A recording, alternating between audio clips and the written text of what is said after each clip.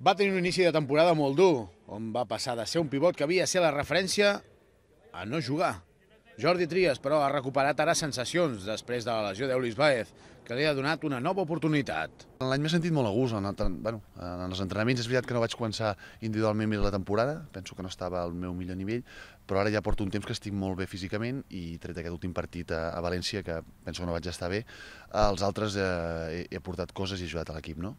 Jordi Trias està vivint en la seva pròpia pell el canvi que està mostrant la penya de jugar a casa a fer-ho fora. El pivot gironí ho atribueix sobretot al suport del públic. Sí, tot l'any aquí a casa sempre ha sigut diferent, ens hem sentit molt a gust, el públic ens ha ajudat molt i la veritat és que sí, no? Els partits de fora, molts de casa, hi ha una diferència de confiança que no hauria de ser així, però és veritat que la notem per positiu aquí a casa. El pivot verd i negre haurà de decidir aquest estiu si continua apostant per quedar-se a Badalona, on encara té 3 anys més de contracte, però que de moment no té confiança, o buscar un lloc on li donin més minuts de joc.